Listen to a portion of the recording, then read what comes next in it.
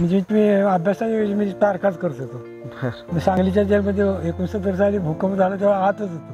आता बुडून मरतो का काय असा प्रश्न होता. म्हणजे त्या सगळ्या ह्याच्यातनं अंधार किती झाला हे सांगण्यापेक्षा प्रकाश घेऊन जाऊया ना. चांगली मुलं आहेत, आपण चांगली मुलाची कॅम्पेन आपण सुरू केली आणि अंधार नाही सांगण्यापेक्षा चांगली मुलाची कॅम्पेन उभा केली आणि अद्भुत प्रतिसाद मिळाला. काय नाही, तुम्ही फक्त पाणी अडवण्याचं दाखवताय. पाणी आणि कोरडवाहू क्षेत्राचा भेट घालून द्या ना. आम्ही ते दाखवलंय. हे पाणी तुम्ही साठे सांगताय, इतक्या कोटी रुपये खर्च करून 1% तुम्ही इरिगेशन वाढवू शकत नाही. आणि सगळ्या बातम्या पावसाळ्यात ऐकल्या तर शहराची पाण्याची भूक मागली हेच ऐकायला लागतं. हे पाणी कोरडवाहू शेतीला नाही, दाखवण्यासाठी देण्यासाठी नाही. आणि महाराष्ट्राचं समान पाणी वाटप धोरण हे बळीराजाच्या कुंडलीतनं जन्माला आलेलं आहे. राज्याचं पुढे ते धोरण झालं आणि त्या कामाला आम्ही सुरुवात केली. खूप अडचणी आली, 4 वर्ष संघर्ष होता तो न सांगण्यासारखा आहे. धरणाला विरोध करण्यासाठी नाना प्रकार केले, पण सर्व प्रकाराला आम्ही छेद दिला. मजबूत प्रत्यंतर बळीराजा इतके दिवस आहे. महापूर आले काय आले हालत नाही, दगड कोणी काढून दाखवा. लिकेज तर नाहीच ना. हे निसर्ग करू शकतो, तुमची सरकारची गरज नाही. पण निसर्ग करतो त्याला खेद घालण्याचं काम आता सरकार सातत्याने करतो. एवढ्या आडवे आले नसते तर वाळूतनं महाराष्ट्रातलं जे अराजक निर्माण झालेलं आहे, जी गुन्हेगारी झालेली आहे, किती विनाशकारी विकृत अवस्थावर आहे, खून पडत आहेत, तरीसुद्धा तुम्ही या धोरणातला अनुभव आहे तुम्ही लक्षात न घेता एक गुन्हेगारी व्यवस्था जगवत आहे. नमस्कार, मी चेतन सावंत. स्पेशल गोष्टच्या आजच्या एपिसोडमध्ये आपणा सर्वांचं मनपूर्वक स्वागत. आपण म्हणत असतो की आपल्या ह्या पिढीला आदर्श नाही आहे किंवा आपण आदर्श खूप दूर शोधत असतो, परंतु आपले आदर्श हे आपल्या जवळच असतात, परंतु आपली नजर आपली विजन तिथपर्यंत जात नाही. तर आज आपण स्पेशल गोष्टच्या माध्यमातून अशा एका म्हणजे भगीरथासारखं काम उभा करणाऱ्या, ज्यांना जलनायक म्हटलं जातं, ज्यांना लोकनायक म्हटलं जातं, किंवा असं कुठलं क्षेत्र नाही की त्यात त्यांचं काम स्पर्शून गेलेलं नाही, असं अष्टपैलू काम असलेलं आणि एकदम वर्साटाईल डायनॅमिक पर्सनॅलिटी, म्हणजे ज्यांचं संयुक्त महाराष्ट्राच्या चळवळीपासून म्हणजे ते विद्यार्थी दशेत असल्यापासून ते आजपर्यंत वयाची 80 पार केल्यानंतर देखील ते लोकांसाठी, पर्यावरणासाठी, निसर्गासाठी आणि चळवळीसाठी अहोरात्र झटत आहेत. असे बलवडी गावचे भाई संपतराव पवार हे आज आपल्यासोबत हितगुज साधण्यासाठी उपस्थित आहेत. खरं तर मी त्यांचं सुरुवातीला आभार व्यक्त करतो. आभार आपण शेवटी व्यक्त करतो, पण मी सुरुवातीलाच आभार व्यक्त करतो कारण ह्या वयात देखील ते या ठिकाणी म्हणजे त्यांचं काम बघून मी अक्षरशः भारावून गेलो आहे आणि ते वेळ देऊन त्यांच्या कामाची सगळी माहिती आपल्याला सांगणार. आणि सगळ्यात महत्त्वाचं मला हे सांगायचं आहे की हा जो खजिना आहे, आज जे ते माहिती सांगणार आहेत आणि त्यांनी जे 50-60 वर्षामध्ये जी चळवळ उभा केली, मग ती धरणांची असेल किंवा ह्या वनांची असेल आणि उपेक्षित वंचित घटकांसाठी दिलेले लढे असतील, हा जो महत्त्वाचा जो ठेवा आहे ना, हा भविष्यासाठी फक्त तरुणांसाठीच नाही तर सगळ्या पिढींसाठी फार अमूल्य असा हा ठेवा आहे. त्यामुळे ही मुलाखत संपूर्ण तुम्ही नक्की पहा. तुमचं मनपूर्वक स्वागत. थँक्यू. कसे आता तब्येत कशी आहे तुमची? तब्येत चांगली आहे, आता ओके म्हणत नाही. ओके, चांगली आहे म्हणजे माझं काय म्हणजे ऑफ कॅमेरा आता मी मगाशी बोलत होतो तुमच्यासोबत, तर तुमची स्मृती म्हणजे क्रांतिकारकांच्या किंवा हुतात्म्यांच्या स्मृतीप्रित्यर्थ बांधलेले स्मृतिवन आहे, परंतु तुमची देखील स्मृती ही एकदम अस्खलित आणि तल्लक आहे. म्हणजे तुम्हाला 60-60 वर्षापूर्वीचे रेफरन्स आठवत आहेत. आपण सुरुवात तिथूनच करूया की कशी म्हणजे तुम्ही चळवळीत कसा ओढला गेला, घरची पार्श्वभूमी कशी होती, काय कसं आहे. ते चळवळीत जाण्याचं कारण म्हणजे योगायोगानं म्हणजे एका कालखंडाचं महात्म्य आहे ते म्हणाल चळवळीत जाणं. स्वातंत्र्य मिळाल्यानंतर जी एक पिढी आली म्हणजे त्याच्यामध्ये सशस्त्र संघर्ष करणारे प्रति सरकारची चळवळ, पर्यायी सरकार स्थापन केले, क्रांतिसिंह नाना पाटील, आणि इथं जवळच कुंडल वगैरे असल्या कारणानं त्या लढ्यामध्ये आमचे वडीलही होते. माझं वय त्यावेळी, माझा जन्म 42चा, मला 10-12 वर्षानंतर 52-53 साली मी विट्याला इथली स्थानिक शाळा तेव्हा नव्हत्या. त्यामुळं 7वीपर्यंत आम्ही जसं जाईल तसं वडील या क्षेत्रात असल्या कारण 7वीपर्यंत शाळेत इथं होतो. आणि 8वीला मी या सगळ्यात स्वातंत्र्य चळवळीतल्या क्रांतिकारकांनी आमच्या तालुक्यातल्या जे मुंबईला होते त्यांनी एक बोर्डिंग चाललं होतं भैरवनाथ विद्यार्थी वसतिगृह. 55-56 सालच्या दरम्यानची गोष्ट आहे. आणि मी त्यावेळी तिथं विटाला बोर्डिंगमध्ये गेलो होतो. आता तिथं सर्व धर्माचं जातपात न पाहता ते मुक्त असातच होतं. त्यामुळं शेवटी आम्हाला भूक जरी लागली तर भूक ही सगळी संपवते जातपात. म्हणजे कोणाचा तुकडा राहिला असेल, तत्कर राहिला असेल, ती भूक लागली तर ती खाताना जातीवादातल्या कंगोरे तिथं ऑटोमॅटिकच पुसले गेले. आणि त्याच वेळी शहीद मार्चाची चळवळ सुरू झाली. आणि शहीद मार्चाला एक मोठं उदाहरण आलं. त्या उदाहरणाबरोबर त्यावेळी दैनिक मराठा आणि नवयुग हे जर वर्तमानपत्रातनं त्याच्या येणाऱ्या बातम्या आणि त्यातनं मोर्चे चळवळी वसतिगृह केंद्रबिंदूच होतं. त्यामुळे आम्ही त्याच्यामध्ये होतच काही करायला सगळ्या ह्याच्यात, मोर्चात म्हणा, चळवळीमध्ये म्हणा. आणि आम्ही थोडंसं 8वी 9वीला 10वीपर्यंत जेव्हा होतो त्या कालखंडामध्ये एक मंतरलेला कालखंड होता. एक प्रचंड स्वातंत्र्य चळवळीतला ध्येयवाद आणि त्या समाजामध्ये परिवर्तन करायचं हा देश बलशाली बलवान करायचा हे स्पिरिट प्रचंड होतं. आणि दरम्यान रशियन राजक्रांतीचा प्रभावही मोठा होता.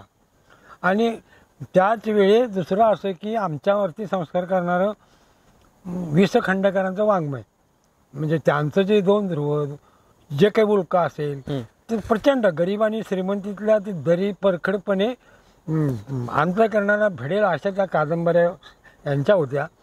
त्याचवेळी लोकसत्तेला दंडसत्तेचं आव्हान पुगू सर्व पुद्यांचं एक पुस्तक वाचलं की रशिया कम्युनिस्ट झाल्यानंतर किती वेगानं प्रगती त्यांनी केली आणि हे लोकशाही व्यवस्थेला त्या दंडसत्तेचं आव्हानच आहे अशी ती मांडणी होती. मग इतिहासामध्ये त्यावेळी चुकून एक परिस्थिती अशी होती की मॅक्झिम गोरकी आला, रशियन क्रांती आहे. यामुळं नव्या पिढीमध्ये एक मोठं समाज बदलाचं चळवळीचा कॅनव्हास आमच्या आयुष्याला प्रारंभीच लाभला. आणि वडील चळवळीत असल्यामुळं आणि सातत्याने आमच्या घरातच ती बैठक ही होत असल्या कारणाने ते ऑटोमॅटिक मी त्याच्यामध्ये त्याच वेळेला भेटलं. मग मोर्चावर जाणं वगैरे हळूहळू त्यात गुंतत गेलो आणि त्या मार्गाला सतत लागत गेलो. आणि त्या खळबळजनक कालखंडाच होता. त्या कालखंडाचं प्रतिबिंब या कामाची कनेक्टिव्हिटी माझी होत गेली. आणि कॉलेजला पुन्हा मी बसल्यानंतर कॉलेज सुरू झालं आणि पुन्हा त्याच्यामध्ये मी गेलो. मग आता मला ते सुदैवाने कॉलेजचा प्लॅटफॉर्म मिळाला मला. आणि तिथं मी मग विद्यार्थी दशेमध्ये पोरांचं मग त्यावेळी कुठे कॉलेजेस नव्हते, शाळा हायस्कूल नाहीत, बोर्डिंग शाळा पर्याय नाही. फार वडूजपासून खटाव मायनीपर्यंत किंवा मसवडपर्यंतची पोरं तिथं असायची. आणि हे सगळे विटाला एकमेव कॉलेज असल्याकारणे तिथं होते. मग त्यांचा सगळ्यांचा आमचा घोटाळा तिथं जमला. आणि आमचं हे राजकारण असायचंच. शहीद चळवळीनंतर पक्षाचं 62ला उभं राहिली, त्यांच्या प्रचारात सगळं जाणं असं घडत गेलं. मात्र त्यावेळी एक गोष्ट आली की आपला ग्रुप झाल्यानंतर काहीतरी संघटना पाहिजे. म्हणून आम्ही मग पोरांचे काय आपल्याला एक अडचण आली पोरांची की ही जी सांगली कराड ह्या मोठ्या शाळात त्यांना चांगलं इंग्लिशचं 11वी परीक्षेत मार्गदर्शन मिळत होतं ना, बरोबर, आपल्या पोरांना नाही. मग मी काय केलं, आपण एक व्याख्यानमाला घेऊया म्हणजे एक व्याख्यानमाला म्हणजे तज्ज्ञ शिक्षक आणायचे सांगलीचे सातारचे. आणि विट्यात ते व्याख्यानमाला आम्ही चालू केली. काही नाही त्याच्यात फक्त नामात्र ते जाण्याने एवढं. बरोबर. आणि ती हॉल भाड्याने घेऊन त्याला 500-500 पोरं असायची. बरं. आणि चांगले व्याख्याते आम्ही सगळे मिळवलेले. आणि ह्या व्याख्यामुळे त्या अख्ख्या तालुक्यातल्या पोराचा माझा कॉन्टॅक्ट होत गेला. आणि त्याला मग एक सामाजिक वलय मिळावं म्हणून मग सुभाषचंद्र बोसचा आवाज दाखवणार कॅसेट दाखवणं किंवा त्यावेळी तुकाराम श्रेष्ठ रामदास श्रेष्ठ चाललेला वाद होता त्याच्याऐवजी त्यालावरती भाष्य करणारी व्याख्यानं, अशा वेगवेगळी सामाजिक व्याख्यानं आम्ही वर्षातनं तिथं आयोजित करायला सुरुवात केली. त्यात मी तिथं बेस तयार झाला. बरं. आणि हा बेस तयार झाल्यानंतर मग पहिला प्रश्न आला की खोल्या, दुसरा प्रश्न आला की डबं यायचं सांडायचं. मग आम्ही म्हणलं की ते डबे फ्री आणा. साधी गोष्ट होती. डबेच कंडक्टर घ्यायचे नाही, एस टीचे आत ठेवायला आणि जबाबदारी पण घ्यायची नाही, फक्त पैसे घ्यायचे पासाचे. मग ते सांडले काय आणि त्याचं कुठं घाट झालं तर मग ते आम्ही एस टीवरती जरा संघर्ष सुरू केला. आमच्या डबे व्यवस्थित जाणार, पैसे घेता येतात, सांडले नाही पाहिजे असे ठेवा. एखादा मुलगा वेळेत दवा घ्यायला आला नाही तर त्याचा काढून ठेवा. तास असेल आणि त्या आला नाही तर त्याचा डबा ठेवा काढून, ते दुसऱ्या गावाला गेला असं ऐकायला नको. अशा या छोट्या छोट्या चळवळी आम्ही सुरू केलं त्या. त्यातनं मग प्रश्न सुटत गेले ते, म्हणजे आमच्या डब्याची व्यवस्था लागली, सगळी झाली. म्हणजे अशा साध्या साध्या प्रश्नातून लोकांचा जमाव आणि प्रश्न सोडवण्याचा आम्ही प्रयत्न करतो. म्हणजे विद्यार्थी दशेपासूनच लोकांच्या प्रश्नांना वाचा फोडून त्याच्यावरती उकल करण्याचं तुम्ही काम सुरू केलेलं. त्या सगळ्या गोष्टी चालू होत्या, परंतु नंतर तुमचं शेकाप पक्षाचं देखील काम सुरू होतं. शेतकरी कामगार पक्ष त्यावेळेला तत्कालीन त्या काळामध्ये काँग्रेसचा प्रमुख विरोधी पक्ष होता आणि त्यात देखील तुम्ही सुरुवातीच्या काळात फार मोठ्या प्रमाणावर ते काम केले. तर तो काळ कसा होता? तो काळ असा होता, 62 बाप्पा उभा राहायचे, म्हणजे भगवान मोरे त्यांच्या निवडणुकीच्या प्रचाराला आमचा कॉलेजचा सगळा ग्रुप आम्ही त्याच्यामध्ये होतोच, म्हणजे सक्रिय होतो. पण त्यावेळी काही ते आम्हाला प्रतिसाद मिळाला नाही, त्यामुळे ते या विचाराची तर नाळ आली. पण शेका पक्षाची त्यावेळी अवस्था होती, साधारण 76 आमच्या खानापूर तालुक्यामध्ये प्रखर विरोधक म्हणून पक्षाची प्रतिमा होती आणि चळवळी होत होत्या. बरं. 65ला जेव्हा कोल्हापूरला महागाई विरोधी आंदोलन झालं, त्यात 7 लोक बळी गेले, बरोबर, तेव्हा निषेधाचे मोर्चे हे सगळेच निघाले. आम्ही कॉलेजच्या मुलाच्या वतीनं तालुक्यातले कार्यकर्ते सगळे अटक केली होती. मग गेले 1 सप्ताह आम्ही मुलांनीच मोर्चे काढले. मी त्यावेळी जेस होतो आणि ते मोर्चे प्रत्येक विभागातले करून ते आम्ही पडूच दिलं नाही. त्यात मला पहिल्यांदा पोलिसांनी अटक केली आणि मला 14 दिवसाची शिक्षा केली. आमचे प्राचार्य आले, म्हणजे आज त्या पोराला सोडा. मी म्हणलं मी काही येणार नाही, मी यांच्याबरोबर जाणार आणि मला काही सोडू नका आणि तुम्ही काही म्हणू नका. या पद्धतीने मी ती शिक्षा भोगली. म्हणजे तुम्ही अजिबात विनंती करू नका म्हणलं, मी त्यांच्याबरोबर राहणार, मी ती भोगली. ते आता महागाई विरोधाच्या आंदोलनामधून पुढे जे मागेल त्याला काम किंवा स्वस्त धान्यात 12 किलो धान्य मिळालं पाहिजे, ह्या त्यावेळच्या त्या मागण्या होत्या. बरोबर. आणि या महागाईच्या कालखंडातच पुन्हा प्रश्न तयार झाला की सातत्यानं मुलांच्या मार्गदर्शनाची गरज वाटायला लागली. त्यांची लायब्ररी असेल, ग्रंथातली पुस्तकं मिळण्याची असेल, छोट्या मोठ्या सगळ्या खोली बघून द्यायचं असेल, कोणाला मिळत नसेल तर, किंवा एखाद्याला मिळत नसेल तर कोणाला ॲडजस्ट करून घ्या. अशा पद्धतीनं अख्ख्या ह्या सगळ्या आजही अगदी तुम्ही खटाव असेल, त्या लिंगोऱ्यापासून राजेवाडीपासून जी काही मुलांची त्यांची नावं मी सांगू शकतो, सगळ्यांची पाठ आहेत मला. नाही, मगापासून ऐकतोच तुमचं. म्हणजे एखाद्या गावचं किंवा एखाद्या गावातलं एखाद्या भाऊकीतलं आडनाव जरी सांगितलं तर तुम्ही 10 नावं सहज सांगून देताय. मग शेकापच्या माध्यमातून कशा पद्धतीने काम? शेका पक्षातून हे काम विद्यार्थ्यांची चळवळ सुरू झाली.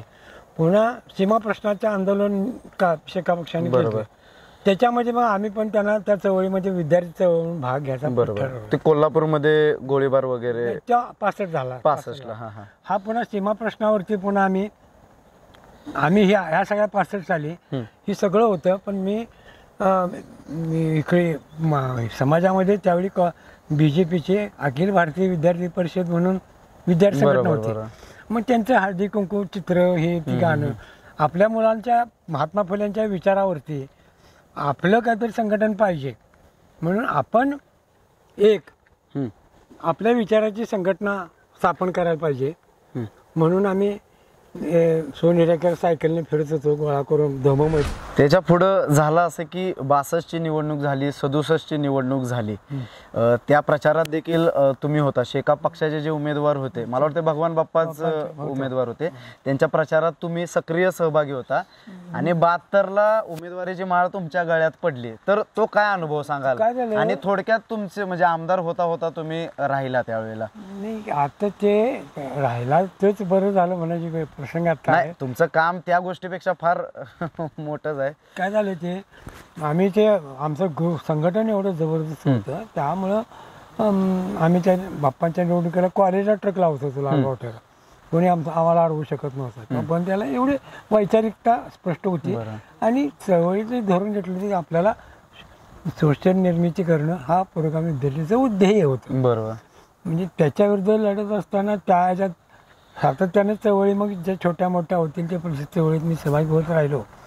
आणि मग 72ची निवडणूक आली, त्याच्यावेळी लोकसभेची निवडणूक झाली, त्यामध्ये पक्षाला नगण्य गरीब वाटाची लाट होती. त्या लाटेमध्ये सगळे काँग्रेसने इंदिरा गांधींची गरिबी लाटेच्या लाटेमध्ये सगळे झोपले विरोधी पक्ष. खानापूर तालुक्यात आमचा पक्षही झोपला होता. म्हणजे अगदी अख्ख्या तालुक्यात 4,000 मतं पडली आणि पुन्हा इलेक्शन लागली विधानसभेत. आता पक्ष म्हणून ती निवडणूक लढवायची का नाही, तर माझं वय किती त्यावेळेस 27-28 वर्षाचं होतं. मी म्हणलं आम्ही सगळ्या चळवळीत असायचो, मग हे कोणीच उमेदवारी करायला तयार नाही. पवार वकील ते नाही म्हणले, कोणीच नाही. मग शेवटी कोणी म्हणले पण जागा सोडून दिल्या, पण पुन्हा म्हणले पक्षाच्या अस्तित्वासाठी कोणाला तर उभा करूया. मग त्यांनी टीम काढली, म्हणले ह्याच्यामध्ये आता हे करतेच काही काम, ह्याला करा बाबा. मी म्हणलं तुम्ही आम्हाला काय ते आम्हाला विद्यार्थी चळवळ बांधू दे, ह्या बांधकडे आम्हाला नको. पण मी काही तुम्हाला रस नव्हता जास्त नव्हता. मला जे विद्यार्थी चळवळ हीच माझ्या इंटरेस्टचा भाग होता ना. आणि त्याचा पुढे नुकसान होतं की माझी प्रतिमा बदलते. मी विद्यार्थी म्हणून थेट पोचू शकत होतो, तो पक्षाचं तिकीट गेल्यामुळे थेट कॉलेजवरती जाणं हे मला पुढे अशक्य झालं. म्हणजे माझा रस्ताच तुटला तिथे. आणि ते पुन्हा कोणीच उभं राहणं म्हणले, मग त्याला भरूया अर्ज. मी म्हटलं आपल्याला काय ते नको. मी शेवटी एका खालच्या पातळीवरती गेलं, मी नाहीच म्हणत असताना म्हणलं आमच्या पोटचा असतील तर भरतील, अशी उत्तरं नेत्यांनी दिली. आता असल्या उत्तरं आता काही रेकॉर्ड करण्यासारखं नाही. मग म्हणलं आता जाऊ दे, काय मिळतील ते मिळतील, काय मिळेल तरी. त्या अर्ज त्यांनी भरल्यानंतर मला वाटतं संपतराव माने काँग्रेसचे उमेदवार होते. त्यांच्याविरुद्ध 2 निवडणुकीत ते आमदार तेच होते मला वाटतं त्याच्या अगोदर. आणि त्यांच्या नजर देण्याची एकाही पक्षाची काँग्रेस पक्षातली कोणाची ताकद तेवढं त्यांचं प्रस्त इथं झालं होतं. आणि मग तो अर्ज भरला, हे सगळे घरात बसले निवांत. म्हणलं आता आपल्याला काय फॉर्मॅलिटीज करायचं आहे, म्हणले कुठेतरी भरलं जाय, कुठेतरी करूया, आपल्याला एजंट नेमतात ते नेमूया. मग 2 बैठकी झाल्या तर कोणीच काही नाही. एका बैठकीला म्हणले आता हे नेमूया आणि आपण ते कोणी एजंट नेमून आपण ते कार्य एवढ्या पुरतं, त्याच्यावर पलीकडे कोणी नाहीच. मग रंगत येत गेली पण हळूहळू ते म्हणले हे जे आहे तुम्ही जे म्हणताय का नाही. म्हणलं असं का, म्हणलं तुम्ही हात घेऊन बसलाय. आज सोमवार मिटिंग घेतली ना, ही निवडणूक म्हणलं आपण जिंकणार, तुम्ही पुढल्या सोमवारी बघा असं मी तर. आणि म्हणलं ही पुढल्या सोमवारी तुम्ही बघा तुमची मतं काय होते, निवडणूक जिंकणार आहे म्हणलं. मग मी ते चॅलेंज स्वीकारून ती कामं लागलं. आता आमचे अभ्यास शिबिरामुळे ह्या सगळ्यांच्यामुळं ही टीम चांगली असल्याकारणे चांगले वक्ते आहेत. त्यात पुढे ते झालेच. म्हणजे शंकरराव कदम असतील, रावसाहेब पाटील असतील, हे सगळे तरुण पोरं. मग आम्ही म्हणलं आम्ही 5 रस्ते आहेत, एक लेंगर रस्ता, निवळ रस्ता, कराड रस्ता, एक पारे रस्ता, 5 ग्रुप केले, थाळी वाजवायची आणि सभा घ्यायची. मग आम्ही ह्याच्या विरोधात ही व्यवस्था बदलायचीच आहे. त्याला जरा आम्ही ह्या तालुक्यातलं म्हणलं हे जे वर्चस्व आहे ते कधी ना कधी संपवावंच लागेल. म्हणलं राजकारणात ह्यातलं म्हणलं औरंगजेबाचा बरोबरच्या सरदारवरती कधी विश्वास नसतो, ह्यांचाही तुमच्यावरती विश्वास नाही. ते करायचंच करतो. आणि म्हणलं माकडांच्या टोळीमध्ये एक वैशिष्ट्य असते.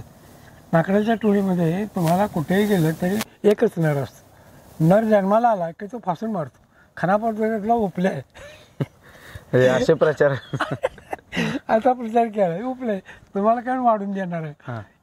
हा जोकडात सोडायचा तालुका. आणि त्याला 7 दिवसात विटायला पुढल्या सोमवारी आपली ताकद दाखवली. त्या विटायला त्यांच्या मोर्चापेक्षा आमची प्रचंड इतकी वर्दी झाली की त्यातनं त्यांना काय सुचना इतकं झालं. आणि मुलांनी वातावरण पूर्ण तुमच्या बाजूने पूर्ण. आणि ही मुलं म्हणजे कुठल्या इंग्लिश सिनेमासारखं वातावरण होतं. कुठल्या गावात त्यांना पोरांना जाऊन दिलं नाही. लाकडं पेटवून सगळे बंद असते अखेरच्या दिवशी तरी. या तालुक्यात मतं कमी पडली ती म्हणजे खरोखरचा उठाव झाला असताच अख्खा समाजच पोरांचं अख्ख्या तालुक्यातलं. ते म्हणलं ते माझ्याबरोबर काँग्रेसवाली म्हणले आधी काय, ते म्हणलं बाप म्हणायला लागले अरे ते आपला तलाव होईल ह्याचा. ते म्हणजे गेला तलाव म्हणलं, तलावासाठी आहे का म्हणलं. म्हणजे त्याने कुदत घातली. मग असे प्रकार अनेक झाले, पण पोरं त्याच्या पुढेच गेले.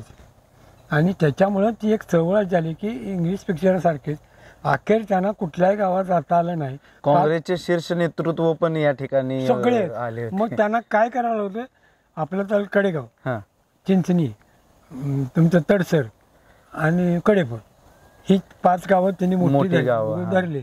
आणि मग वांगी एक वांगीमध्ये SD पाटील, हम्म. यशवंतराव मोहिते आणि चिंचणीमध्ये, कडेपूरमध्ये राजाराम बापू, अशी दिग्गज नेते त्या, बरोबर. म्हणजे काय मागायचे ते मागा, पण यावेळी सांभाळा. पण त्यांना त्या गावात जाताना असं थेट असं शिरता आलं नाही इकडून. ते कुठल्या मार्गाने आले? त्या दुसऱ्या मार्गाने आले वाटतं. चेनोलीवरनं आले. इतकं पोराने ते पॅक केलं हा. आणि ती लढा एका चळवळीचा जोमदार झाला. ठीक आहे, तुम्ही लढा जोरात दिला. अगदी थोडक्या मतामध्ये तुमचा पराभव झाला.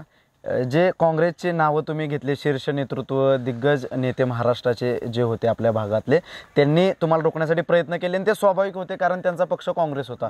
परंतु तुमच्या पुस्तकात देखील उल्लेख आहे की तुम्ही ज्या पक्षाच्या चिन्हावरती लढला, ज्या तिकिटावर लढला, त्या पक्षावरती त्या पक्षाच्या त्यावेळेच्या जो हे होतं, वागणूक होती, त्याबद्दल तुम्हाला संशय किंवा त्याबद्दल वाईट वाटलं आणि तुमच्या पक्षानेच जे नेते होते त्यांनी मदत केली नाही, असं देखील तुम्ही तुमच्या पुस्तकात देखील मांडले. जर त्यांनी मदत केली असती तर कदाचित निकाल वेगळा लागला असता. आता नाही, ते त्याच्या निकालात त्याच्यामध्ये कोणी मदत केली त्याच्यावरती शक्यतो मी भाष्य केलं नाही. त्याच्यात केलेलं नाही. त्याचं कारण असं आहे की ते भाष्य करून काय उपयोग बी नव्हता. बरोबर. परंतु त्यावेळचा जो लोकलढा होता, तो लोकलढा त्यातनं जी एक प्रतिमा मला मुलांच्यातनं निर्माण झाली आणि मी ज्या पद्धतीने ती मुलं हटवायसाठी कचेरीवरती जाऊन जेव्हा सांगितलं, आज कुणालाच येता येत नव्हतं, मीच दांडपणे सांगितलं की पराभव आपला झालेला आहे. लोक रडत होती ती, मला वाटते. आणि पोरांना काय करायचा हा प्रश्नच होता. मी म्हणलं, मला म्हणले जाणार का? म्हणलं मी कशा, मी जंगलात आत्ता शिरलो, म्हणलं मी काय तसा पण जाणार आहे. त्या कचेरीवर चढलो आणि कचेरीवर सांगितलं, म्हणलं नावं दोघांची एकच, म्हणलं आपला पराभव झालेला आहे. बरोबर. पण पराभव झालेला असला तर भेंगाचं काही कारण नाही. म्हणलं आपल्या ह्याच्यामध्ये आपण ह्याचा प्रतिकार करू शकतो. बरोबर. 20 पचवायची ताकद आपल्यात आहे. कोणी डोळा कोटारला करतो, शंकरसारखा तिसरा डोळा उघडू आपली लढाई आता सुरू झालेली आहे. असं ते चॅलेंज देऊन यामध्ये जाऊन आली मुलं. आणि पुन्हा जे आले ते प्रत्येक चळवळी म्हणजे या मुलांच्या मध्येनं 72चा लगेच दुष्काळ आला. मी अख्ख्या तालुक्यात एकही गाव असं नाही की लेस पेमेंट नाही होऊन दिलं. बरोबर. त्यात देखील तुमचं मोठं एकही गाव नाही किंवा एकही काम नाही की त्याच्यात मी गेलो नाही. लोकांना रोजगार हमी योजनेचे त्याचा पण जो योग्य मोबदला आहे तो तुम्ही त्याच्या कुठे 25 पैसे कमी आले तर बसून पैसे काढलेले आहेत. बरोबर. अशी काही गावं आहेत की त्यांना पैसेच उरले आहेत तर त्या गावात बसून पैसे घेतलेले आहेत. 60 पैसे पगार घेतला तर चौकात घरावर जाऊन पण पैसे मी ते मिळवून दिले. म्हणजे माझी गाडी, मी मोटरसायकल मला आईने दिली, दिसले की ह्या ह्याच्यामध्ये कळणीमध्ये सभा चालू होती त्यांची, माझी मोटरसायकल अख्खा समाज उठून माझ्याकडे आला. ह्याची असूया ते त्यातलं जे मुलांचं यश होतं त्यातनं एक प्रकार पुढे आला की माझ्या आयुष्याला चढती कमान येण्याच्या ऐवजी प्रस्थापित राजकारण्यानं असं वाटायला लागलं की आता डाऊन केलं पाहिजे, आपल्या हातातनं सुटतंय. त्यामुळे मला जी पुढली निवडणूक जी आटपाडी लढावी लागली ती रात्रभर घोळ्यानंतरच लढावी लागली. मी म्हणतो मला काय उभं राहायचं नाही, मी आपलं हे चाललंय. पण ह्यांच्यामध्ये नोरा भांडण त्यांनी केलं. एका बाजूला म्हणायचं सदा म्हणायचं मला द्या, एका बाजूला व्यवसायांना मला द्या. मी म्हटलं कोणी उभं राहा, आमचं काय त्याच्यासमोर, आम्ही प्रचार सगळ्यांचा करणार नाही. मग त्यांची मुलं सुभाष पाटलांना म्हणायचं तुम्ही उभं राहायचं नाही, ह्यानंच उभं राहिलं पाहिजे. मी म्हटलं आमचा संबंध काढून टाका, तुमच्यावर कोणी असेल त्याचा प्रचार करू. ती पण तुम्हाला जबरदस्ती उमेदवारी त्यावेळी? ती जबरदस्ती म्हणजे त्यांनी ठरवून प्लॅनिंग असं केलं, रात्रभर झाली, मी जागा सोडायची ठरवलं. मी म्हटलं कोणतरी उभा करा. पण ते त्याचं कारण एकच आक्षेप होता की ते म्हणायचे ही मुलं जी आहेत ना ते एकट आहेत, मी एकट आहे, मी एकट असू द्या म्हणलं. ही नवी पिढी एकट का म्हणताय, तर मी त्यांना हेकट म्हणत असाल तर पडेल ती किंमत देण्याचं मला चालणार नाही. बरोबर. आणि हेकट हा तुम्ही म्हणत असाल तर हेकटपणा करेनच म्हणलं. असं झालं. मग हेकटपणा पाहिजे तर भरेनच म्हणलं, काय माझं होणार आहे म्हणलं. पण एकच म्हणलं, मुलांना हेकट म्हणायचं नाही आणि तुम्ही ती माझा शब्द सोडला नाही तर तुम्हाला हेकटपणा दाखवलाच जाईल. माझं काय व्हायचं, मी झोपलो बोर्डीवरती येऊन पहाटे 5 असेल तसंच अर्ज भरायचा. पण त्या अर्जामध्ये यांनी आमच्या सगळ्या मंडळींनी डावपेच करून ते मला खाली आणायला प्रयत्न केला. आणि 10 दिवस पुढे होते निवडणुकीला. मी काही तयारी कसली केली आहे का, काही नाही. पण तुम्हाला त्यातही आश्चर्य वाटेल की बाबासाहेब देशमुख आटपाडीचे खरं म्हणजे राजे खूप त्यांनी काम चांगलं केलेलं आहे. म्हणजे अत्यंत आदर्श काम होतं त्यांचं. सदाबापू होते ते तर लक्षातच होते. आणि मी इकडे आमची माणसंही अशी, तरीसुद्धा मला आटपाडी तालुक्यामध्ये 2000 पर्यंत अर्ज भरायलाच मिळून आणि तो नवीन मतदारसंघ नवीन होता. मतदारसंघ 2000 आटपाडीची अगदी त्यांचं सुद्धा घरातली आणि आधी त्यांच्या अगदी खुद्द बाबासाहेब तर त्यांचा बाळासाहेब बारोकर आघाडीवर आमचा झेंडा घेऊन. अगदी काँग्रेसचा हस्तक असणारा सर्जराव खेळाडे आमच्याबरोबर माडेवाडीची सगळीच. आता या मुलांना तरीसुद्धा मला चांगल्या तऱ्हेची मतं त्यावेळी मिळाली. म्हणजे मी त्यातनं टिकवलं. पण हा लढा मी त्यातून सातत्यानं राहिल्या कारणानं लोकांच्या प्रश्नावर मी सतत होतो. म्हणजे त्या इलेक्शनमध्ये एक ह्यावेळी गरज नाही म्हणून मला उमेदवारी मिळाली होती. नंतर मिळाली ती पोरं हेकट म्हणताय म्हणून हेकटपणा काढण्यासाठी हेकटपणा केला, त्यांना झुकावं लागलं. तिसऱ्या वेळी मात्र त्याच्या पुढे जाऊन केले. माझा काही संबंध नसला. मी आपला पुढे आंबेडकर इकडे माझा अभ्यास दुष्काळाचा खूपच चालला. 83, 84, 85 आम्ही कितीतरी अशी कामं केली की महिना मास्टर चालवलेला आहे आणि पुन्हा पैसे काढून घेतलेले आहेत. म्हणजे एका टोकाच्या लढले. पण त्यावेळी पुन्हा पतंगराव उभा राहिल्यानंतर आमच्या संघटनेतले श्रीकांत लाडला उभा केलं होतं आणि त्यांचा अर्ज त्याने भरला नाही, तो फितूर झाला साहेबांच्या. तो पण तुम्हाला जबरदस्ती उमेदवारी ते धरूनच तिथे केली आणि डाव असा केला की तुझे आपले डमी म्हणून भर आणि उमेदवार नाही. तासगावचा पक्षाचा अर्ज शिवाय शिंदेचा उडला होता, तिथे गेले. यांच्या पक्षाची नामिनेची संपायला लागली. शेकापच मुळात एकदम बॅकफुट वरती आला होता त्या काळात. मग त्याच्यामध्ये भरला आणि पुन्हा ह्यांचा अर्ज पक्षाने दिला, त्याने काढून घेतला. राहिला माझा. आता मी त्यावेळी काढला असता तर मी पैसे घेऊन काढला असता, त्याचा अर्ज आला असता, माझं आयुष्य संपलं असतं. तुम्हाला विनंती पण केलेली मोहनराव कदम दादांनी, मला वाटतं. मी म्हणलं माझी फीस उडलेली नाही, तुम्ही तिकडे मी मतं मागत नाही. म्हणलं मला एक विचार मांडायला पाहिजे. मी पैसे आत्ता मागं घेतले, तुम्ही तुमच्या दोघांमध्ये मला ना तुमचा संपतराव चव्हाणाचा देश करायचा ना तुमचा आहे. पण मला आता असं मागं घेतलं की माझं आयुष्य संपतंय. बरोबर. मी लढणार. मी ह्याकडनं त्याकडला चालतच 300 माणसं माझ्याकडे होती आणि प्रत्येक गावानं आमची जेवणाची सगळी स्पीकर सर्व व्यवस्था करायची गाव. आणि सभा संपली. मग त्यावेळी कडबा आता काही ह्या जे प्रश्न होते, गिरणी कामगाराचा संप, याला मी माथा फुटली. म्हणजे 5-50 पेंड्यासाठी तुम्ही 10 एकर सरकारवरती कर्ज ठेवता, हे नाही चालणार. हे प्रश्न मी तीव्र मानले आणि लोकांना ते इतकी शांत बसायची टाचणी पडली. तर पण त्या सगळ्यांचेच लढे मी दुष्काळात लढवले असल्या कारणानं बरं ते माझ्या भेटाळणी तरी केलीच नाही. त्यांच्या 50-50 गाड्या होत्या, आत्ताचं काय नाही ट्रकाची. पण माझी मोटरसायकल मी चालत असेल, पण कोणी मला हुर्रे केला नाही, बंद आवाज करून पुढे जाणार. म्हणजे हे जे त्या चळवळीतनं दबाव निर्माण झाला ते मोठा. बरं. आणि त्या ह्याच्यामध्ये मी ते सहन केलं आणि मी पडलो 1800 मतांना. म्हणजे माझा खच्चीकरणाचा अखेरचा प्रयत्न ज्याने केला ते आणि त्यांनी पुढं राजकारण कसं केलं मी त्याच्यात मांडलेलं आहे. बरं. मुळात कारण त्यांना मी जर त्या पद्धतीने ते वागले नसते तर या जिल्ह्यात वेगळं आलं असतं. म्हणजे आजचं राजकारणाचं चित्र वेगळं राहिलं असतं. वेगळं. त्याच वेळी अगदी काँग्रेसचं अधिवेशन सुद्धा मुदळ का ते पुरोगामीची होते. त्यामुळे पोलिसाचे खून करण्याचा आरोप होता, माझ्यावर केस होती. बर. म्हणजे मी मेला असताना म्हणजे मी अभ्यासाच्या मी तारखाच करत होतो. मी सांगलीच्या जेलमध्ये 69 साली भूकंप झाला तेव्हा आतच होतो. आता बुडून मरतो का काय असा प्रश्न होता. म्हणजे त्या सगळ्या ह्याच्यातनं पुढे जे जे प्रश्न आले मग त्याने मी ऐकत नाही म्हणल्यानंतर मला ज्या सगळ्यांच्या विरोधात मीच आर्ग्युमेशन केला. होय ना. हा. आणि तिथं आणीबाणी तोडली. त्यांना या पुढे कोणाला जागा. आणि मला वाटतं तो जो तुम्ही सत्कार केला त्या म्हणजे त्या सत्कार हा त्यांच्या आयुष्यातला म्हणजे 75 होती मला वाटतं त्यावेळेला, आहे ना. आणि तिथेच त्यांना चक्कर आली. 10 दिवसानंतर त्यांचं निधन झालं. पण तुम्ही पुस्तकात देखील मांडलंय की म्हणजे त्यांना देखील म्हणजे तो जो, कारण खूप गर्दी होती, लाखभर लोक होती मला वाटतंय त्या ह्याला, आणि तुमच्या आयुष्यात ला तो एक महत्वाचा क्षण होता म्हणून देखील महत्वाचाच आहे तो. सगळ्यांनी टाळलं होतं.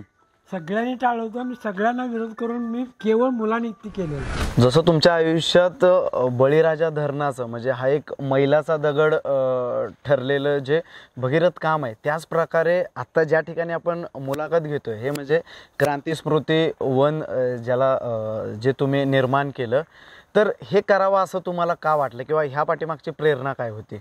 एक ह्याच्यामध्ये हे निर्माण होण्याचं कारण एक तर हे मी केलेलं नाही. बर. हे उभा राहिले ते मुलांच्या श्रमशक्तीचा साक्षात्कार आहे. ते करू शकतात, त्याची प्रचिती आहे.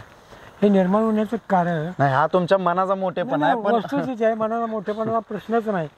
यातलं आम्ही फक्त त्यांना कव्हरेज केलं असेल, पण ही उर्मी, ही शक्ती निर्मितीची ह्या नव्या पिढीमध्ये आहे आणि त्यांनी ती उभा केलेलं आहे. जसं त्यांनी ते केलं त्याचं कारण 92 साली स्वातंत्र्याचा सुवर्णमहोत्सव, आत्ता जसा अमृत महोत्सव साजरा करतो तेव्हा जाहीर झालो. आणि नेमकं इस्लामपूरमध्ये जानेवारी महिन्यातच भर रस्त्यावरती एका मुलाने एका मुलीला बोक्सून मारलं 8 जानेवारीला. परत 13 जानेवारीला शिराळ्यामध्ये भर वर्गात एका मुलीला बोक्सून मारला आणि स्वतः तोही मेला. तशीच घटना कागललाही 16 तारखेला झाली. एक भडकलेली पिढीचं दर्शन इतकं झालं की त्याच्या विरोधामध्ये निषेधाचा प्रचंड उठाव झाला सगळीकडे, अस्वस्थ समाज झाला. पण एक प्रश्न मला पडला की 50 वर्षापूर्वी स्वातंत्र्याच्या चळवळीत झोकून देणारी पिढी आत्ता 50 वर्षांचा अशी काय दिसायला लागली, कशामुळे झाली आहे, याचा शोध घेण्याची गरज आहे. म्हणून मी महाराष्ट्रातल्या मुकुंदराव किर्लोस्करांचा माझा संबंध येत होता. इथे पत्रकार वासुदेव कुलकर्णी असतील, दीक्षित असतील, त्यांना यांच्या पुढाकाराने मी पुण्यात एक बैठक घेतली 18 जानेवारीला लगेच, कारण ते इतकं पेटलं होतं. आणि तिथे घेतल्यानंतर केसरी मराठा संस्थेची एक बैठक झाली आणि एक निष्कर्ष निघाला. बाणर राजवंश त्याच्यात खूप लीड घेतलं त्यांनी. आणि एक म्हणले आता की स्वातंत्र्य चळवळ आणि नव्या पिढीचा संपर्क तुटलेला या काळाला, ते त्यांना जोडून घेण्यासाठी त्यांच्या नावानं हुतात्म्यांच्या नावाने एक वृक्ष लावायचे, मुलांच्याकडून ते वृक्ष लावण्याची मोहीम उघडावी. एका मुलानं एक वृक्ष लावावा म्हणून त्यांनी क्रांती सत्याग्रह महाराष्ट्र व्यासपीठ या नावानं संघटन केलं आणि मुकुंदराव किर्लोस्कर त्याचे अध्यक्ष होते. त्या बैठकी ऑर्गनाईज करायला मी होतोच आणि बैठकीला होतो. त्या 18 जानेवारीला त्या बैठकीमध्ये मी होतो. मी म्हटलं या आम्ही सुरू करू. आणि मग ते लगेचच मी परत आलो की मी त्यात बळीराजाचा गाळ साठला होता, त्याच्या खडकावरती उभा करायचं. हे माहिती पाहिजे असेल तर D.G. देशपांडे जे काशेगावचे होते जुने वयोवृद्ध, त्यांच्याकडून एक लिस्ट अभ्यास करून घेतला, लिस्ट केली आणि ती लिस्ट करून शाळांना आवाहन केलं की ती नालायक मुलं आहेत म्हणून मोर्चे काढत बसण्यापेक्षा, वाईट मुलं आहेत म्हणून सांगत बसण्यापेक्षा, आपण अंधार किती झाला हे सांगण्यापेक्षा प्रकाश घेऊन जाऊया ना. चांगली मुलं आहेत, आपण चांगली मुलाची कॅम्पेन आपण सुरू केली आणि अंधार नाही सांगण्यापेक्षा चांगली मुलाची कॅम्पेन आहे उभा केली आणि अद्भुत प्रतिसाद मिळाला.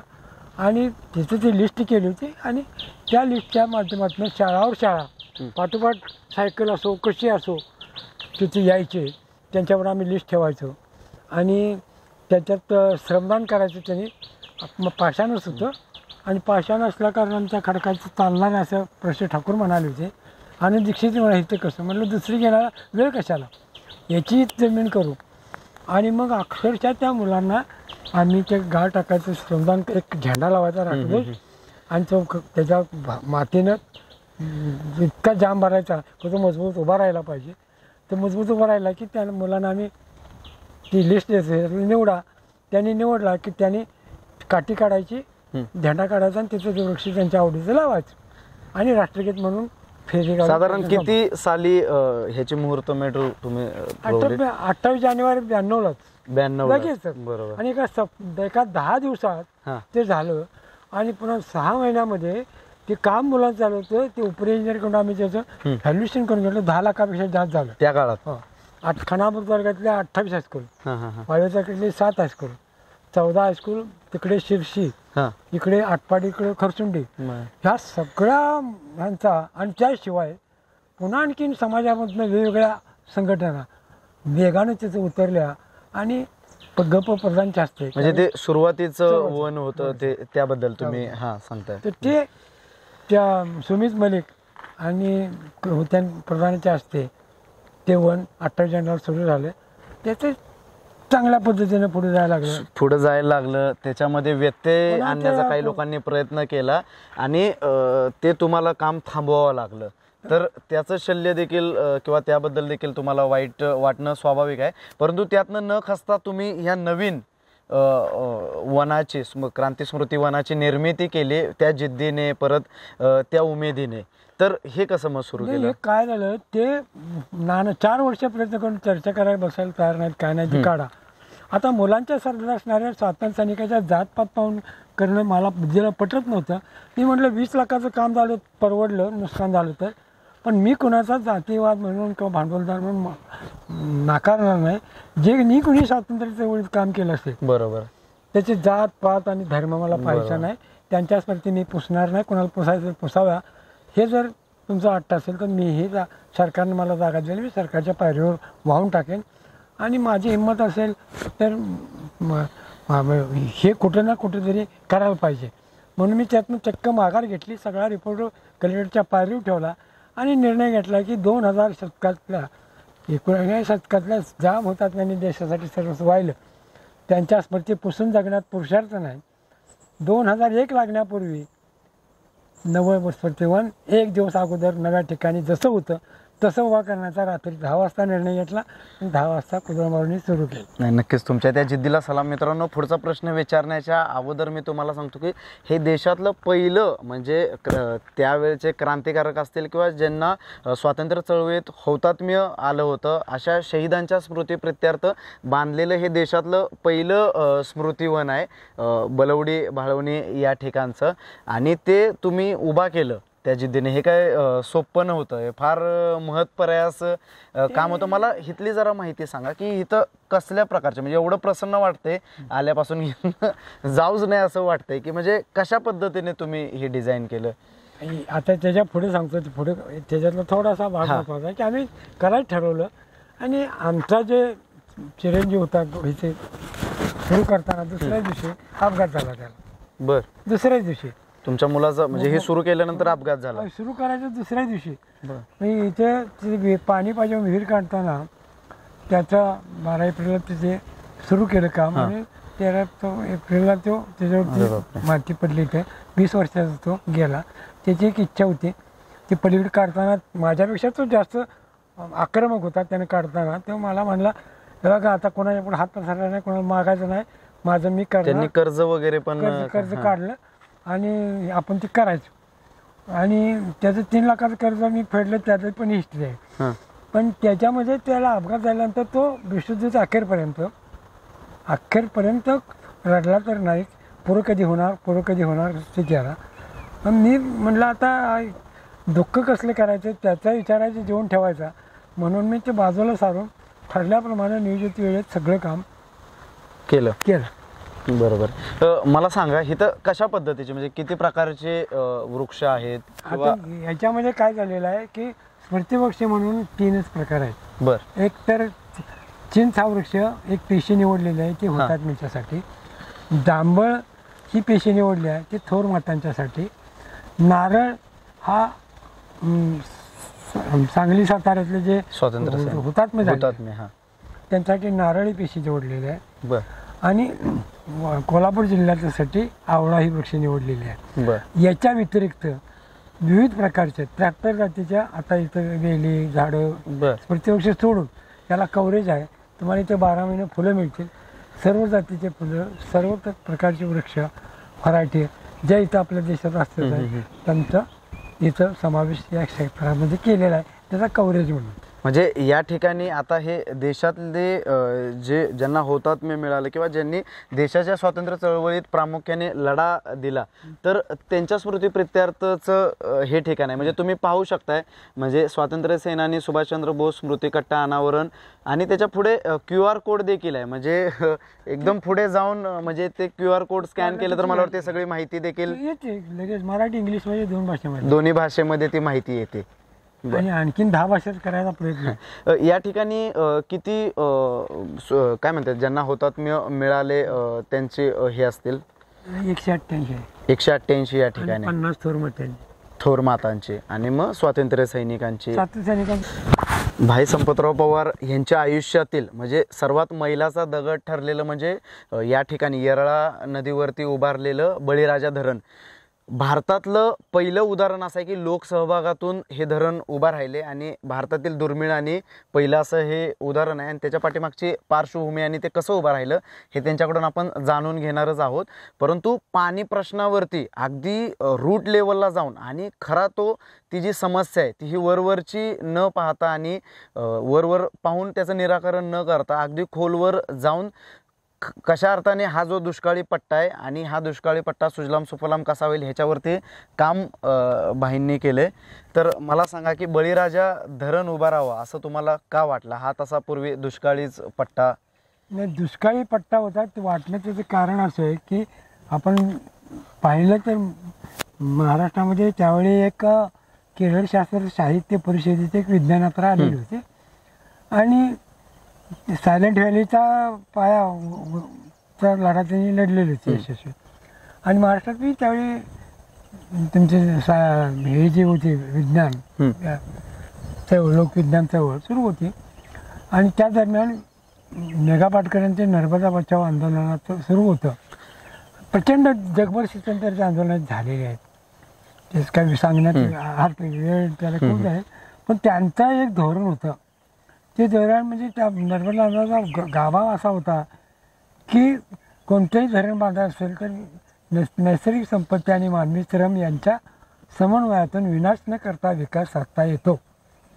आणि मग छोटी छोटी धरणं मोठी धरणं बांधावी हा विचार ते मांडत होते. त्या विचारावर लोकविज्ञान चळवळी काम करत होती. त्यांच्या 2 अधिवेशनाला मी स्वतः उपस्थित राहिलो होतो. त्या लोकविज्ञानच्या आंदोलनामध्ये के.आर. दात्यासारख्या एक प्रयोगशील इंजिनियर के.आर. दाते, गोरे, आनंद फडके ही सगळी मंडळी, सलभा बर्मे ही सगळी मोठी मंडळी होती. तर त्या ह्याच्या शिबिराला गेल्यानंतर तिथं त्यांनी एका इचलकरंजीच्या ह्याच्यामध्ये छोटे धरणं कशा बांधता येतील याचा एक चर्चा प्रस्ताव मांडला पेपर. ते झाल्यानंतर पाहिल्यानंतर मी म्हणलं की हे धरण आम्ही बांधू शकतो ना. म्हणजे काय करायला पाहिजे, त्याला आम्हाला काय मदत करणार ते झाल्यानंतर. मला ते आपण निसर्ग संपदा वापर त्यांचा विचार टाळून पाडण्याची भूमिका आली आणि विचार आला मला. तर मी म्हणलं त्यांना तुम्ही देणार का? तर ते म्हणले आम्ही तुम्हाला मदत करू म्हटल्यानंतर मग इथं आलो तर गावातच आमच्या वाळूचा ठेका घेऊन नदीतच भांडणं सुरू झाली. तिसऱ्या दिवशी ही काय तिथं खाली वाळू बघतच होतो, इतकी वाळू ढेगाने जायची. पण ते याचा विकसनी वापर कसा करता येतील त्याच्यासाठी बळीराजा धरण ही कल्पना आपण वाळूची आपणच घेऊया आणि ती उर्वरित पैशातून धरण बांधूया. ही गावातल्या देव वगैरे होताच जागा आम्ही बघितली. आणि मग मुंबईला गेलो. गोऱ्या त्यांना ही सगळं माहिती काढून दिली. दात्याने म्हणून मला ही डिझाईन करून दिली. त्यांनी विनामूल्य दिलं. डिझाईन दिल्यावर बंधाऱ्याच्या देखरेखीचं काम त्यांनी स्वीकारलं. आणि तिथे येतानाच मी पुण्यात उतरलो आणि चंद्रकांत घोरपड होते. त्यांची तारीखच दिपाळी ठरली की तुम्ही या, आम्ही तिकडे जाऊ मारू. म्हणजे माझं एखादं काम हातात घेतलं तर विलंब नाही लावायचा, पटकन जायचं. तारीख ठरवून तिथं आलो आम्ही. ते पहिलेच ही गाव बैठक घेऊन आम्हाला 200 रुपये प्रमाण आम्ही घेतलं.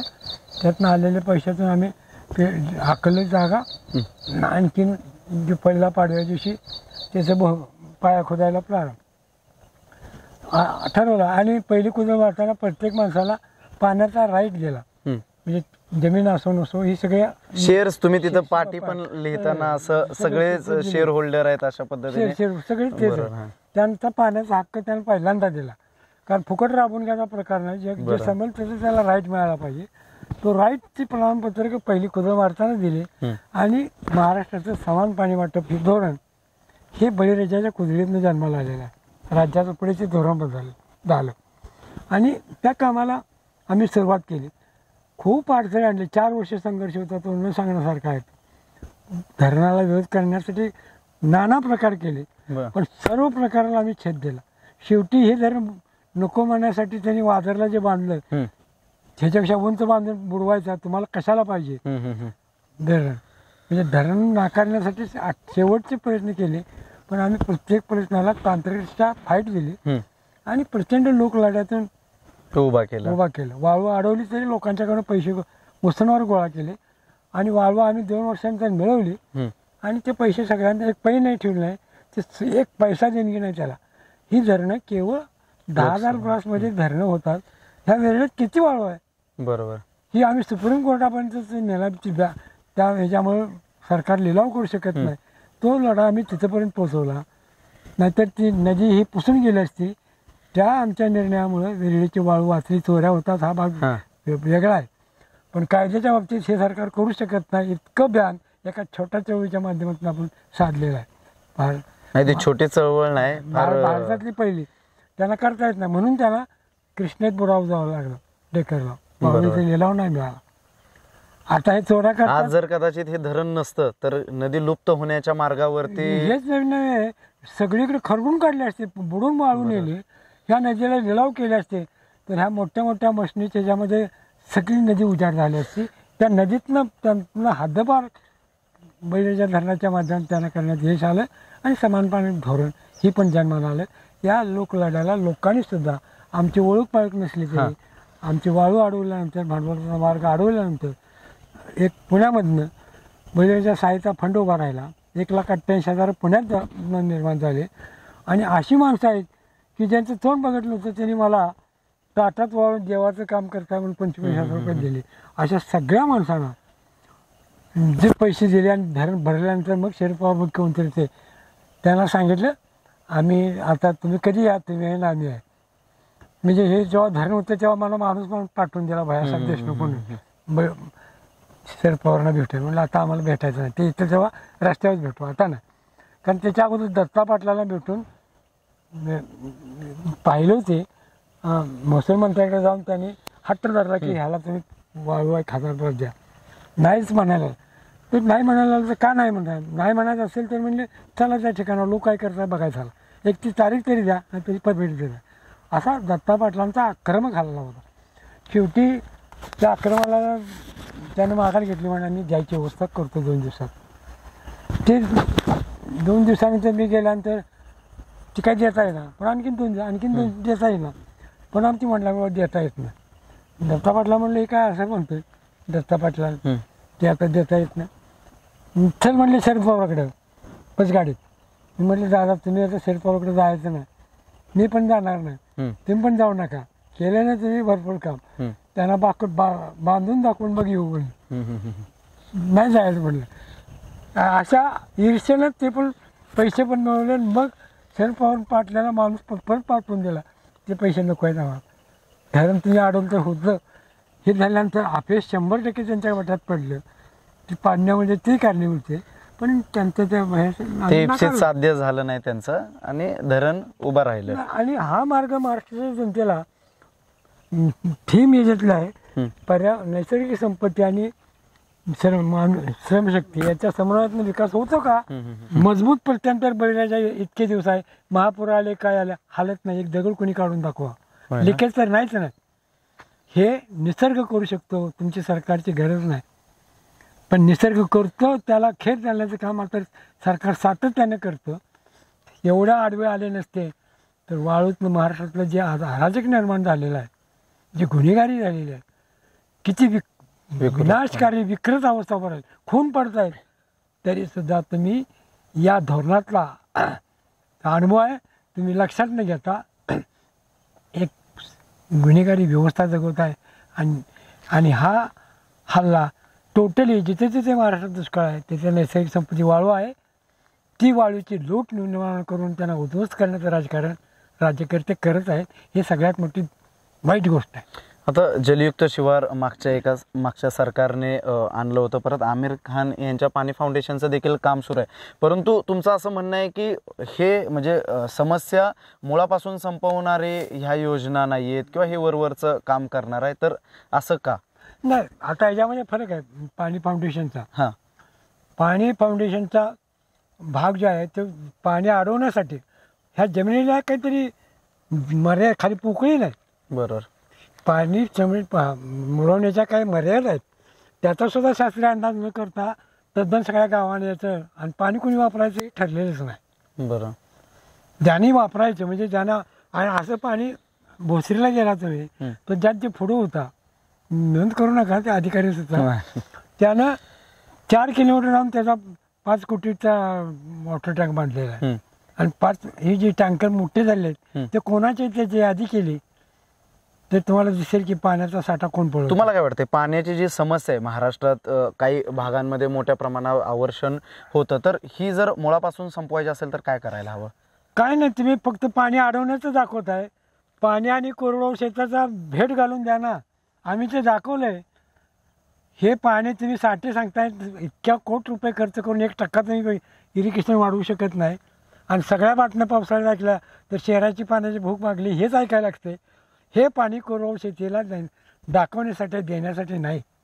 हे पाणी नुसतं तुम्ही मुंबईला जा, तुम्ही आज माणसे 150 लिटर पाणी देत आहे, 180 लिटर पाणी देत आहे. ह्या दुष्काळी भागाला कुठं नेत आहे 100 किलोमीटरवरून आणून. बरोबर. काही ठिकाणी बंगलोरसारख्या ठिकाणी 200 किलोमीटरवरून, दिल्लीला किती लांबून हे पाणी आणून देत आहेत माणसाला. तेवढं आम्हा शेतकऱ्यांना ते पाणी फक्त माणसे 10 लिटर द्या, ते तुमच्या शेतापर्यंत त्याला देत आहे ना, शेतीला का देता येत नाही. 1 एकराला आम्ही प्रयोग करून दाखवला हिवतडला. 84,000 लिटरमध्ये कुठल्याही काश्मीर एरियामध्ये नसलेलं ते गाव, त्याचे रिपोर्ट तुम्हाला दाखवेन. 84,000 लिटरमध्ये खडकावरती डाळिंब त्यांची मार्केटमध्ये गेले आहेत. आणि दुष्काळी भागाचं वैशिष्ट्य आहे, ह्यांना तुम्ही 1 एकराला वॉटर सिक्युरिटी दिली. दुष्काळी भागाचं दारिद्र्य पाणी अडवण्यात साठवण्यात जाणार नाही, त्यांना राईट देण्याचा संबंध आहे. आणि त्यांच्यापर्यंत ज्या इस्रायलमध्ये केलं जातं ते पाणी पोचत, तुम्ही फक्त पाणी साठवून दाखवता. मर्यादित लोक नदीकाठचे त्यांना पोचताय मुळातच 80%. व्यवस्थित बेटन निर्माण करताय आणि बाकी उजाड करताय. त्यांना पाणी देण्याची स्कीम का करत नाही, कशी करता येते ते आपण हिवतडला दाखवलेलं आहे. टेकावच फक्त ती टाकी दिली, भरून दिली फक्त 2000 लिटरची, आणि सायपन फेरीने पाणी दिली, सिटी वाचवली. आणि एवढ्या पाण्यामध्ये त्यांचा त्या डाळिंबाच्या झाडापुरता भाजीपाल्याचा खर्चही भागलेला आहे, काकड्या पण निघालेल्या आहेत आणि ते बाजारपेठेमध्ये गेलेले आहेत. मग तुम्ही प्रत्येक कुटुंबाला 1 एकराचं वॉटर सिक्युरिटी दिली. जसं फुले म्हणाले शिक्षण आमच्या विनाशाचं कारण आहे, तसं आज आहे की पाणी नसणं ही त्यांच्या दारिद्र्याचा पाया आहे. पण तो पाया पुसू नये अशीच पावले यांची असतात. त्याकडे लक्ष जाऊ नये म्हणून पाणी आडवा आणि जिरवा ह्याच्यात गुंतवून ठेवणं हे धावपेच आहे. बरोबर. नाही, खरंच गरज आहे हे अशा धोरणांची इम्प्लिमेंटेशन करण्याची आणि राजकीय इच्छाशक्तीची. धावपेच आहे तो. बरोबर. आता मुंबईला इतक्या लांब घेऊन देतात पण घरात थंड गरम पाणी कुठल्याही. तर आज आपल्या स्पेशल गोष्टला भाई संपतराव पवार यांनी अगदी वेळात वेळ काढून त्यांची विद्यार्थी दशेतल्या चळवळीपासून त्यावेळेचा मंतरलेला काळ असेल, संयुक्त महाराष्ट्राची चळवळीतला काळ असेल, पुन्हा बाकीची आंदोलनं असतील, त्यांच्या निवडणुकांमधले अनुभव असतील, पुन्हा शेकाप पक्षातील अनुभव असतील, आणि सर्वात महत्त्वाचं म्हणजे शेती प्रश्न, पाणी प्रश्न, वनांचे प्रश्न, ह्या प्रश्नांवरती जे मोठे लढे उभारले आणि ते यशस्वी देखील केले. तर ते बळीराजा धरण असेल आणि क्रांती स्मृती वन असेल की ज्यातून हुतात्म्यांचा यथोचित त्यांचा गौरव किंवा सन्मान ह्या वनांच्या माध्यमातून, ह्या वृक्षांच्या माध्यमातून करणारे आमचे पर्यावरण मित्र देखील त्यांना आपण म्हणू शकतोय. अशा भाईंनी वेळात वेळ काढून आपल्याशी संवाद साधला आणि त्यांचा अमूल्य अशी जी माहिती आहे आणि जी भविष्यातील पिढीसाठी जो सर्वात महत्त्वाच्या ज्या गोष्टी त्यांनी सांगितल्या त्याबद्दल त्यांचे मनपूर्वक आभार आणि धन्यवाद.